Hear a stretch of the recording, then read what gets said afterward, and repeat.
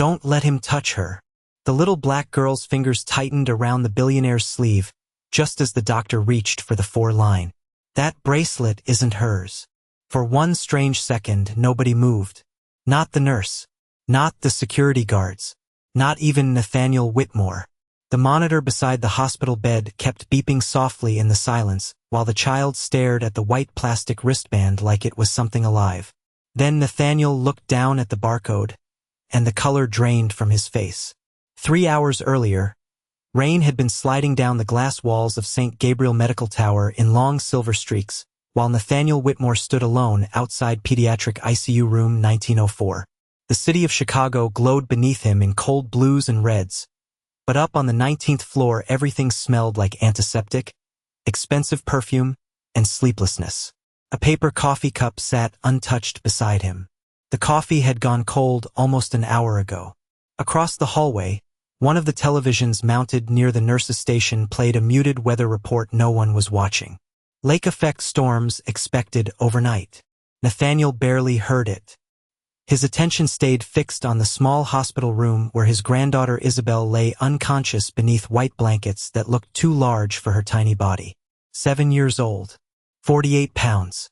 A weak heart after emergency surgery. The Whitmore family lawyers had already sealed off half the floor from reporters. 2 private security guards stood near the elevators. Every doctor in the building suddenly answered their calls faster than usual now that a Whitmore child was involved. Yet none of that power had helped Isabel wake up. Nathaniel rubbed his hand slowly across his jaw. He had not slept in nearly 2 days. Every time he closed his eyes, he saw another hospital room from 15 years earlier. Another child. Another flatline he had been too late to stop.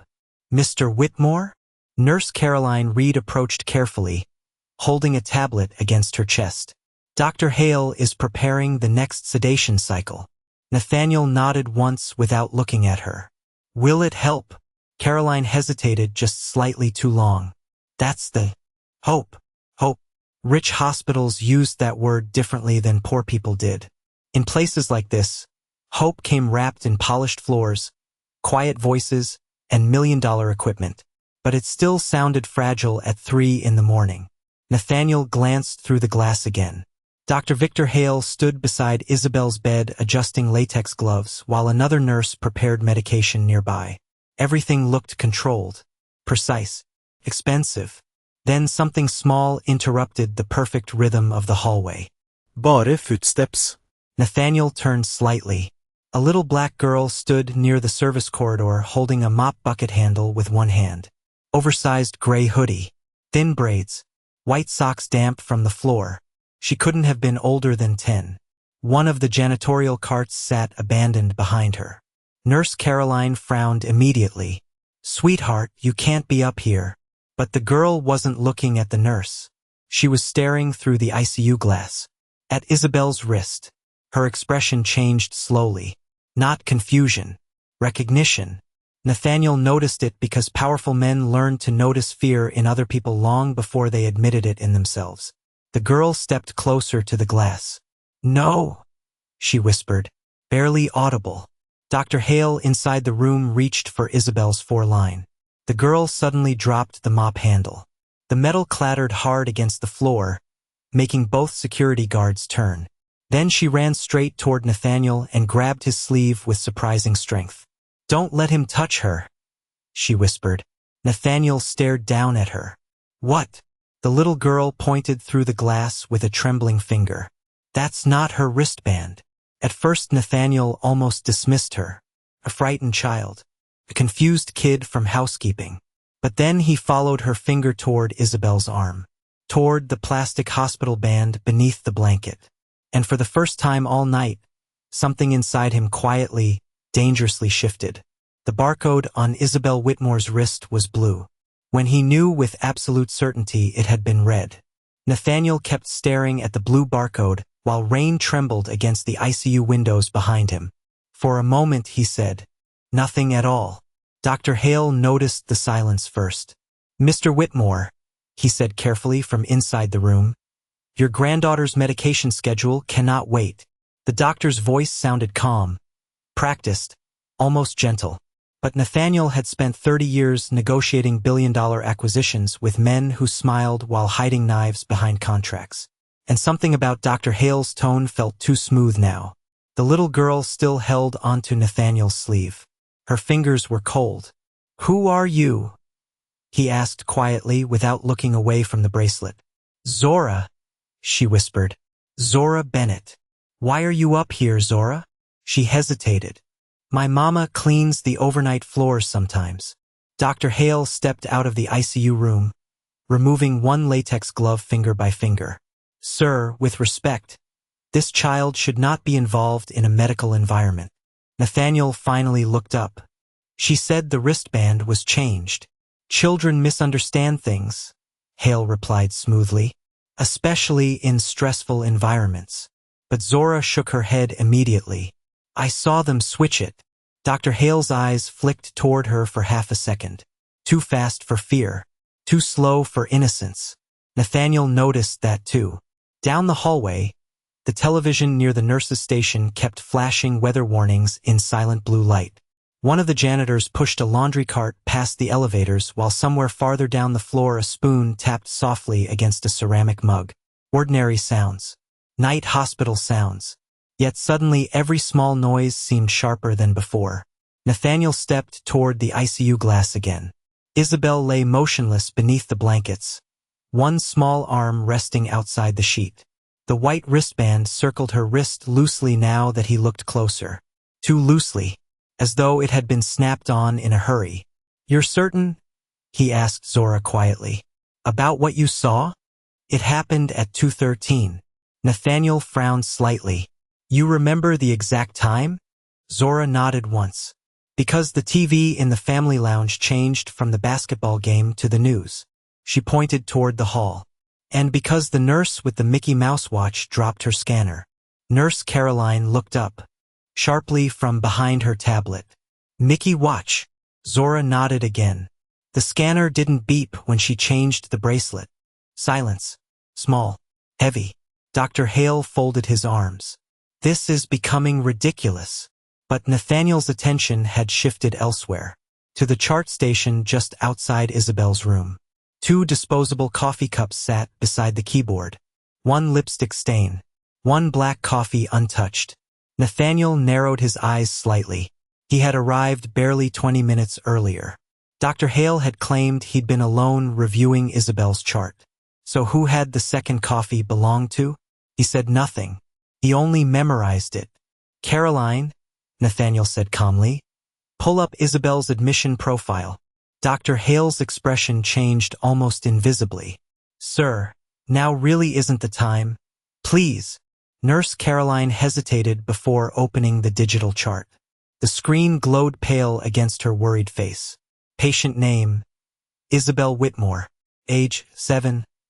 Blood type: O positive. Everything looked normal at first glance. Then Zora stepped closer. "Scroll up," she whispered. Caroline swallowed and scrolled. Nathaniel saw it immediately. A small gray notification at the top corner of the screen. Manual override. 2:17 a.m. His eyes narrowed. What was changed? Dr. Hale answered too quickly. Likely an administrative correction. Nathaniel did not look at him. What correction? Caroline clicked through the update log with visibly trembling fingers. The screen paused for 1 second. Then 2 records appeared side by side. Isabel Whitmore. Elena Vasquez. Nathaniel felt something cold move slowly down the center of his chest. Dr. Hale reached suddenly toward the tablet. "That's confidential." But before he could take it, Zora spoke again in that same small voice. "That's the same name that was on the old bracelet." Nathaniel turned toward her slowly. "Old bracelet?" Zora looked at the floor for the first time since grabbing his sleeve. Then she reached into the pocket of her oversized hoodie and pulled out a crumpled strip of red plastic with dried adhesive still attached to the clasp. "I picked it up after they threw it away," she whispered, "because they weren't supposed to throw it away that fast." The red strip of plastic lay across Zora's small palm like something that should have weighed nothing, yet the entire hallway seemed to bend around it. Nathaniel did not reach for it right away. He only looked. The red barcode was torn through the middle, but enough remained to see the first 3 letters printed beside it. Isa. His granddaughter's name, cut in half. Dr. Hale gave a short breath that almost sounded like a laugh, except it had no warmth in it. That proves nothing, he said. Children pick things up. Hospitals throw away misprints all the time. Zora's hand tightened. It wasn't in the regular trash. Nathaniel's eyes shifted to her. Where was it? Biohazard bin, she whispered. Under the blue gloves. Nurse Caroline went still. Even the security guard closest to the elevators stopped pretending not to listen. Dr. Hale's face remained composed, but one hand moved toward his coat pocket where his phone had just lit up once and gone dark again. Nathaniel saw the movement. He also saw Hale turn the screen inward before sliding it away. Caroline, Nathaniel said softly, read the medication order out loud. The nurse looked at Dr. Hale first. That was her mistake. A tiny human mistake. The kind people made when they already knew who had power over them. Nathaniel caught it and said again, calmer, out loud.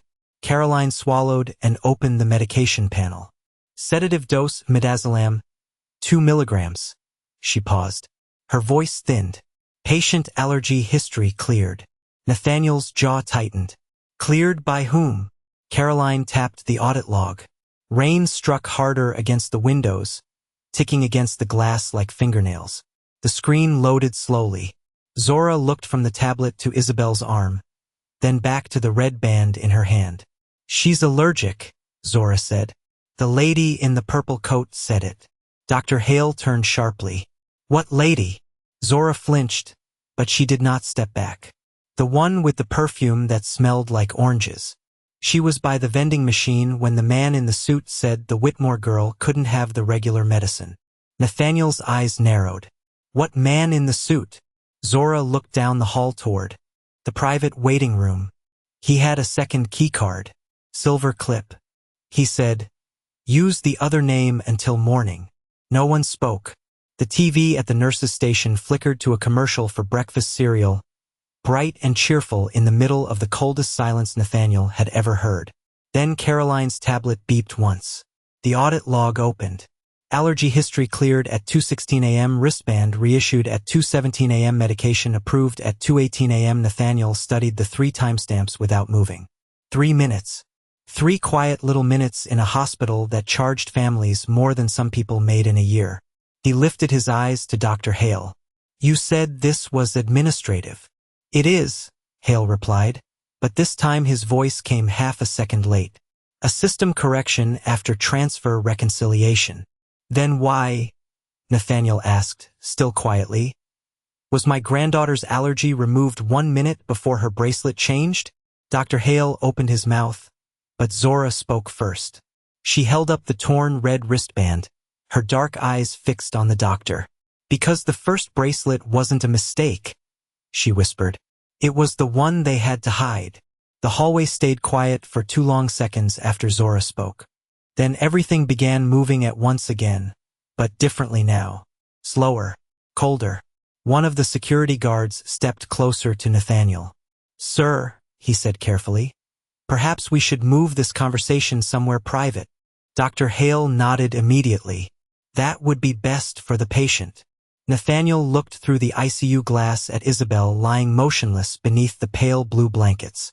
Then he glanced at the torn red wristband still resting in Zora's hand. Fine, he said quietly. Not here. 5 minutes later, Zora sat at the far end of a polished conference table inside the Whitmore family consultation suite. The room did not feel like a hospital room anymore. It felt like money pretending to be comfort. Leather chairs, walnut walls, soft recessed lighting. Bottled sparkling water lined up untouched beside a tray of pastries no one had eaten. Through the floor-to-ceiling windows, downtown Chicago shimmered wet beneath the rain. Zora's damp white socks barely touched the carpet from the oversized chair they had placed her in. Nathaniel stood near the windows while 3 other people entered the room almost silently. A woman in a cream-colored coat with diamond earrings, a gray-haired attorney carrying a tablet, and another hospital administrator wearing a navy blazer with Saint Gabriel embroidered above the pocket. "Nathaniel," the woman said softly, touching his arm. "What's going on?" Zora noticed the expensive orange perfume immediately, the same scent from the vending machine hallway. Nathaniel rubbed a hand slowly across his face. "Claire, not now." But Zora kept staring at the woman. Claire Whitmore, Nathaniel's fiancée. Claire finally noticed the child looking at her. Her smile appeared quickly, perfectly polite, perfectly distant. "And who is this?" "The girl who interrupted Isabel's treatment," Dr. Hale answered before Nathaniel could speak. "Based on a misunderstanding." Zora's fingers tightened around the torn bracelet beneath the table. The attorney sat down calmly.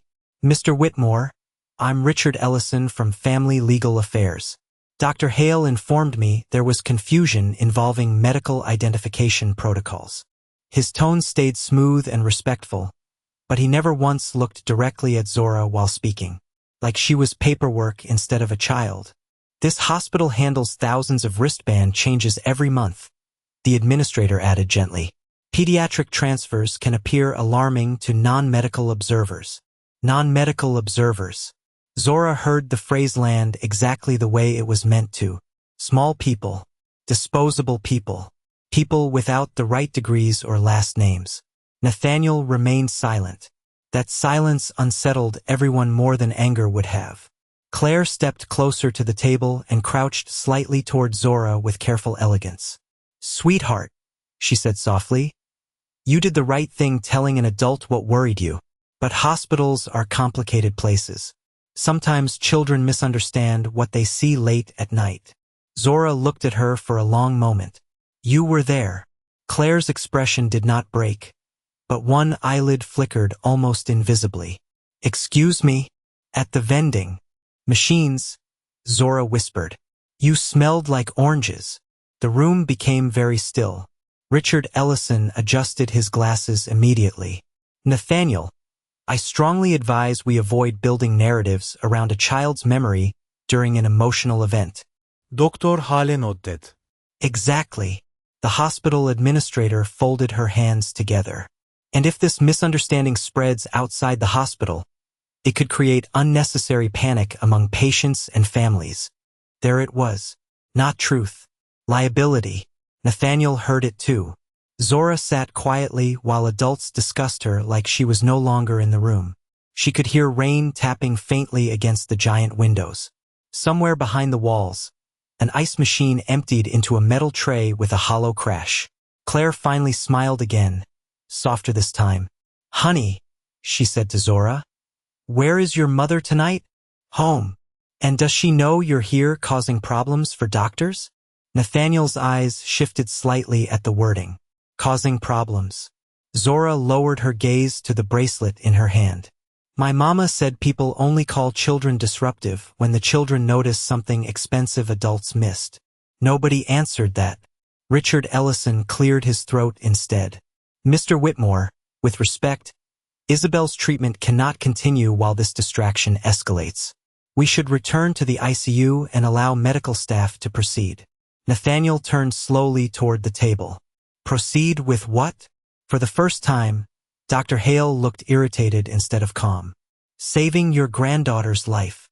The answer sounded reasonable, professional, almost offended, and for a moment it nearly settled the room again. Then Zora quietly slid something onto the polished walnut table. A small white adhesive label, curled at the corners, freshly peeled. Nurse Caroline leaned forward first. Her face drained of color almost immediately, because printed across the label in tiny black letters were two words: patient transfer. The adhesive label sat in the middle of the walnut table while nobody touched it. Patient transfer. Simple words. Ordinary words. Yet something about the fresh curl at the edges made the room feel colder. Nathaniel looked at the label for several long seconds before finally reaching toward it. The adhesive side was still tacky, recently peeled. "Where did you get this?" he asked without looking up. Zora answered carefully. "From the trash near room 1904. Dr. Hale exhaled through his nose. "Again, Labels are discarded constantly during patient movement. But Nathaniel was no longer really listening to him. His thumb moved slowly across the edge of the sticker. There was a second line of print beneath the transfer notice. Tiny, almost cut off where the label had torn. Floor B2. Nathaniel frowned slightly. Why would pediatric ICU transfer anyone to B2? The hospital administrator spoke immediately. Storage and imaging access routes connect through the lower levels. Too quickly. Too rehearsed. Nathaniel glanced at her, then at Richard Ellison. Neither one looked surprised by the code. That bothered him more than the label itself. Zora slid down from the oversized leather chair quietly. Nobody stopped her at first because rich people often forgot children moved silently until they were already somewhere they should not be. She walked toward the janitorial cart parked near the suite entrance and pulled something from beneath a folded towel. An old phone. Cracked screen. Purple protective case faded at the corners.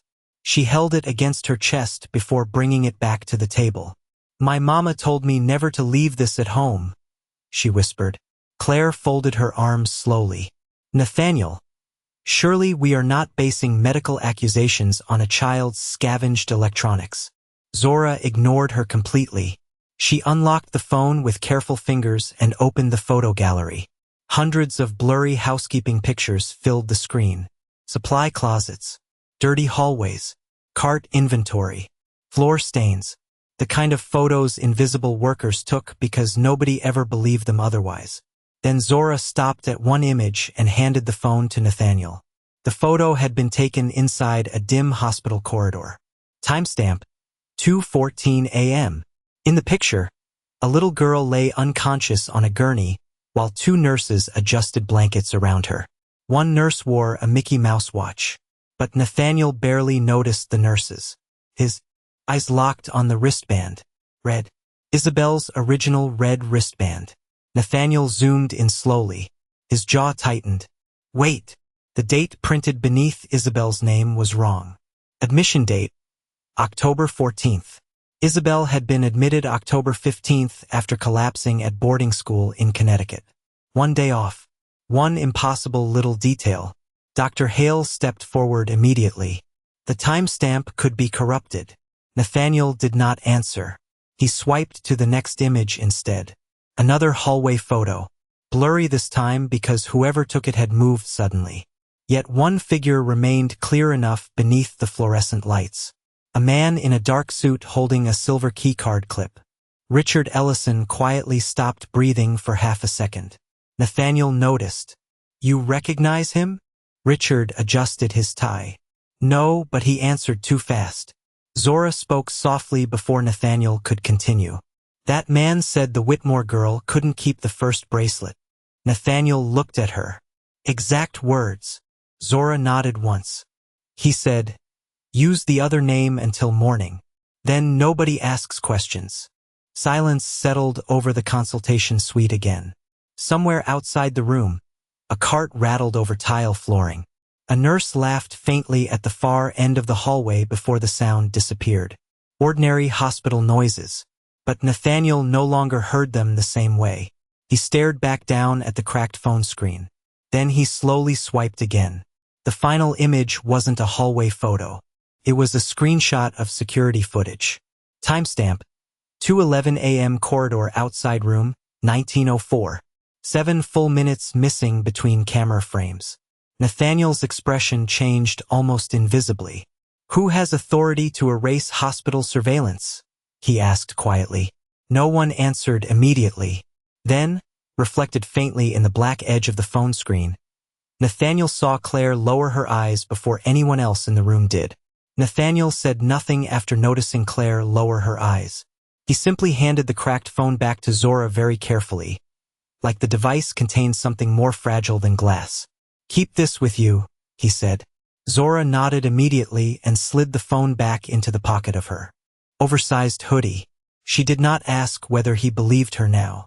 Children who grew up around ignored adults learned not to ask that question too early.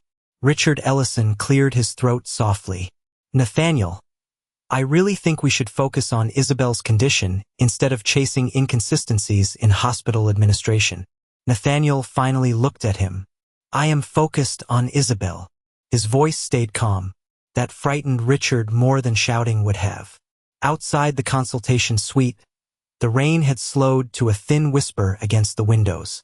Somewhere down the corridor, a late-night cooking show played quietly from a staff lounge television.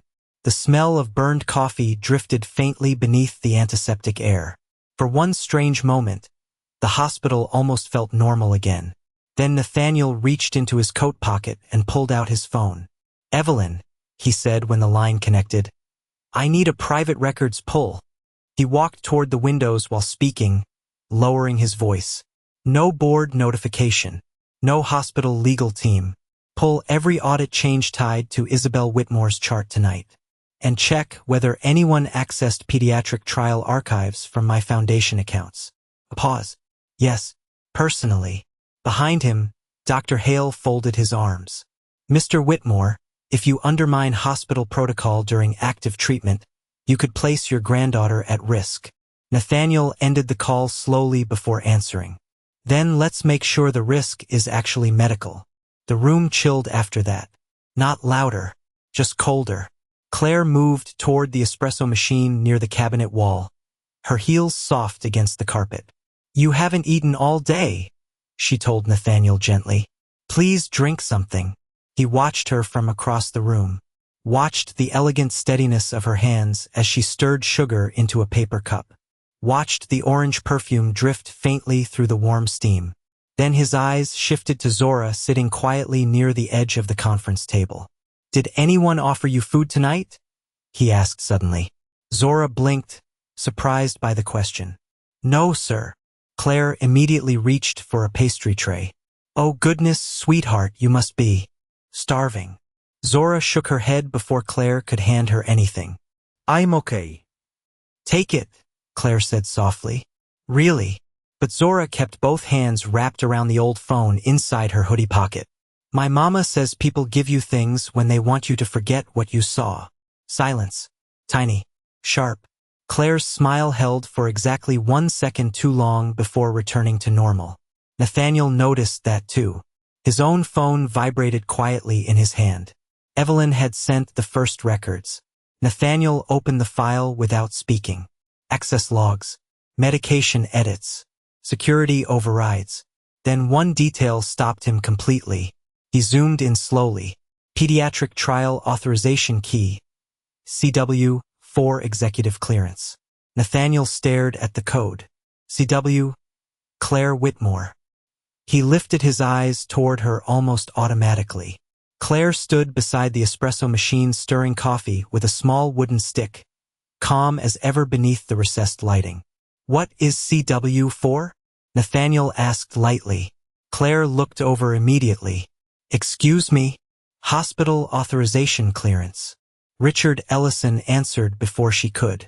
Just an internal donor classification. Nathaniel kept watching Claire. You have hospital clearance access? Claire gave a small shrug. Board members receive limited privileges for fundraising events and patient transfers. Perfectly reasonable. Perfectly polished. Yet Nathaniel suddenly remembered something small from 2 months earlier. Isabel's birthday dinner. Claire had taken a phone call midway through dessert and stepped outside for almost 20 minutes. When she came back, she smelled like hospital sanitizer beneath her perfume. Nathaniel had not questioned it then. Why would he? Claire moved toward him now with the coffee cup. Nathaniel, she said softly, you're exhausted. You're beginning to see patterns where there aren't any. He accepted the cup without drinking. His gaze drifted back toward the audit report glowing on his screen. CW 4 authorization approved the wristband reassignment at 2:17 a.m., exactly 1 minute before Isabel's allergy warning disappeared. Nathaniel looked up slowly at the woman he had trusted for 3 years. And for the first time, since Isabel entered the hospital, he realized Claire had never once asked why the bracelet was changed. Claire did not move for a moment after Nathaniel asked why the bracelet had been changed. The paper coffee cup remained untouched in his hand between them, steam thinning slowly into the cold conference room air. Then Claire gave a soft, almost amused breath. Nathaniel, she said gently, I didn't change a child's hospital bracelet. I didn't say you did. His voice stayed perfectly level. That was what made the room uneasy now. Not anger, precision. Richard Ellison stepped forward carefully. This line of questioning is becoming dangerous speculation. Nathaniel looked toward him. Speculation is loud, Richard. He set the coffee cup down without drinking from it. I'm being very quiet. Nobody answered that. Zora sat silently near the end of the conference table, watching all of them the way children watch thunderstorms through windows. Still, listening. Nathaniel glanced once toward Nurse Caroline. Would you do me a favor? Caroline straightened slightly. Of course. Bring me Isabel's current wristband. Dr. Hale immediately stepped in. That would violate sterile handling procedure. Nathaniel turned toward him slowly. Then you bring it. Another silence. Dr. Hale hesitated just a fraction too long before nodding. Fine. He left the consultation suite with measured steps. But Nathaniel noticed the stiffness in his shoulders now. Claire folded her arms loosely. What exactly are you trying to prove? Nothing yet. Nathaniel walked toward the wall-mounted television and switched the black screen into reflection mode instead of live programming. Suddenly, the entire room could faintly see itself mirrored back in dark glass. People often forgot how much they revealed when they thought no one was watching directly. Zora noticed immediately. Nathaniel saw her notice. Zora, he said softly. When the bracelet changed earlier tonight, what happened right before it? She thought carefully. The scanner didn't beep. Anything else? Her fingers tightened around the old phone in her hoodie pocket. The nurse asked if the room cameras were still off. Claire's reflection flickered almost invisibly in the television screen. Richard noticed Nathaniel watching reflections instead of faces and subtly lowered his gaze. Then Dr. Hale returned carrying Isabel's current white wristband sealed inside a transparent specimen bag. Satisfied? He asked. Nathaniel ignored the tone. He simply held out his hand. Dr. Hale passed him the bag carefully. Everyone watched. Nathaniel studied the bracelet in silence for several long seconds. White plastic. Blue barcode. Elena Vasquez. Then he asked one very small question. Why is there no fastening crease? Dr. Hale blinked once. Excuse me? Nathaniel lifted the bag slightly. Hospital wristbands leave a pressure bend after several hours on a patient's wrist. He looked at Caroline. Correct. Caroline swallowed. Usually, yes. Nathaniel nodded faintly. This one was attached recently. Claire exhaled quietly. Nathaniel. Hospitals replace damaged bands constantly. Then let's test that. He handed the specimen bag to Nurse Caroline. Please scan it into the system. Dr. Hale moved immediately. The portable scanner in this suite isn't connected to patient authentication. Too fast again. Nathaniel's eyes shifted toward him. Interesting. Nobody moved. Caroline slowly took the scanner from the charging dock anyway. The tiny green indicator light blinked softly in the quiet room. Zora suddenly spoke from the end of the table. It won't beep. Dr. Hale turned sharply toward her. You do not understand hospital systems. No, Zora whispered. But I remember sounds. Caroline passed the scanner over the barcode. 1 second. 2. The scanner light flashed red instead of green. No beep. Nobody breathed. Dr. Hale stepped forward immediately. Dead battery. But Caroline slowly turned the scanner around. Battery. 82%. Nathaniel remained perfectly calm. That calmness had become terrifying now. He looked at Caroline without taking his eyes off the bracelet. Scan Isabel's old red band. Zora quietly reached into her hoodie pocket and handed over the torn red wristband she had protected all night. Caroline scanned it. Green light. Sharp electronic beep. Admitted patient. Confirmed. Isabel Whitmore. The room went completely still. Somewhere outside in the hallway, an elevator bell chimed softly. Claire looked toward Dr. Hale for the first time that night instead of toward Nathaniel. And Dr. Hale finally understood something cold and irreversible. The little black girl was no longer standing alone. The green confirmation light from the old red wristband still glowed faintly on the scanner dock while nobody in the consultation suite moved. Dr. Hale's face had not collapsed. That was what made it worse. He was still trying to hold the shape of authority together with nothing but posture and silence. Nathaniel looked at him for a long moment, then quietly turned toward Zora. "You said your mother told you to keep the phone close," he said. "Why?" Zora hesitated. The question clearly mattered to her more than all the others had. "Because she thought they'd say she was lying again." Nathaniel's jaw tightened slightly. "Again." Zora nodded once and slowly unzipped the front pocket of her hoodie. From inside, she removed something smaller than the phone. A silver flash drive wrapped carefully in a folded grocery receipt. The receipt itself was stained with detergent along the edges. "Mama said if anything happened at the hospital again," Zora whispered.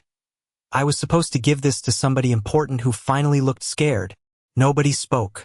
Even Claire stayed perfectly still now. Nathaniel held out his hand slowly. Zora looked at him for one long second before placing the flash drive into his palm. Trust. Tiny. Fragile. Heavy as concrete. Richard Ellison stepped forward immediately. "Nathaniel, I strongly advise against opening unknown digital material without legal review." Nathaniel ignored him completely. "Caroline," he said softly, "do you have a laptop not connected to hospital servers?" Caroline nodded too quickly. "Yes."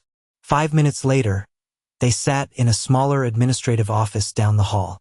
Dim lighting. One desk lamp glowing amber beside stacks of untouched paperwork. Rainwater crawled slowly down the outside windows while somewhere beyond the walls a washing machine thumped rhythmically in the overnight laundry room.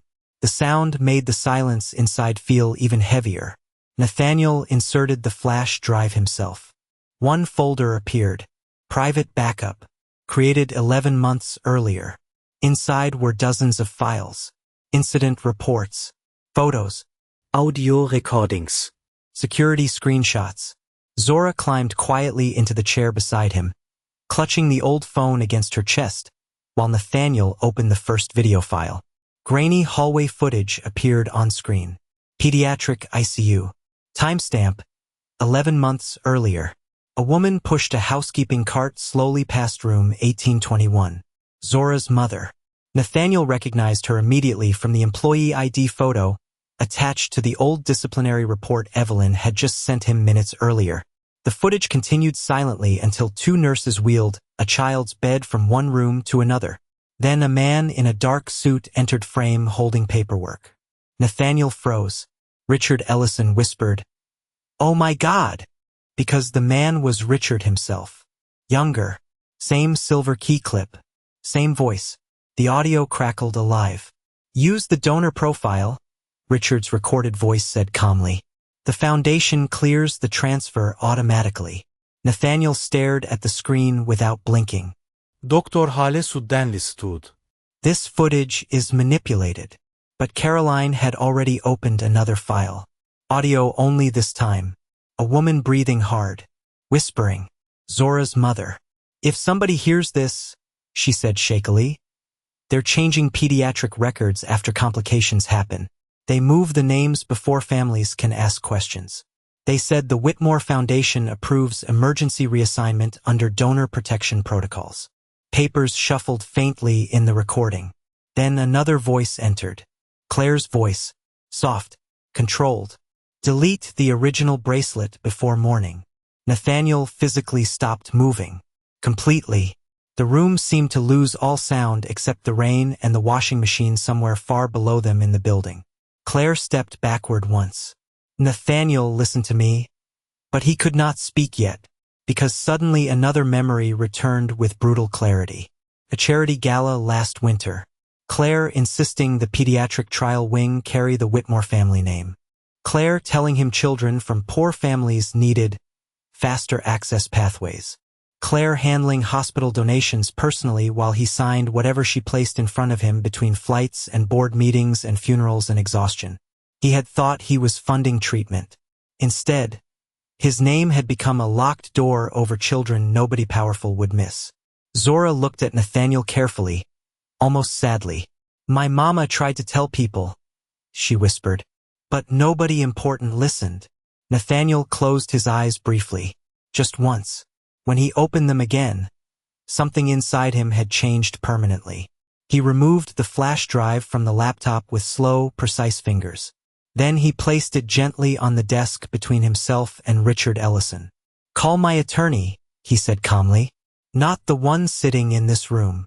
By sunrise, the rain had stopped over downtown Chicago, but St. Gabriel Medical Tower no longer felt untouchable. Lawyers moved through the hallways carrying sealed folders instead of coffee. Hospital board members arrived in dark coats with pale faces and lowered voices. Security cameras that had failed overnight were suddenly being pulled for federal review. Nobody said the word scandal out loud yet. Wealthy institutions almost never did at first. They used quieter words. Internal investigation, procedural review, temporary administrative leave. But people still avoided Dr. Hale's eyes when federal agents escorted him through the private elevator lobby just after 9 in the morning. Claire Whitmore left the building 30 minutes later without speaking to reporters waiting across the street. No engagement ring. No security escort from Nathaniel. Just silence and camera flashes reflecting across wet pavement. Richard Ellison resigned from the Whitmore Foundation before noon. By evening, every pediatric trial connected to the foundation had been frozen under emergency review. Nathaniel signed the order himself. He did not delegate it. He did not let attorneys soften the language. Families received direct notification letters instead of corporate statements. Parents who had spent years being told complications were unavoidable were finally given access to records with entire pages previously hidden behind legal privilege. Some cried. Some shouted. Some simply sat in stunned silence reading dates that no longer matched the stories they had been told. Nathaniel read many of those files personally over the next 3 days.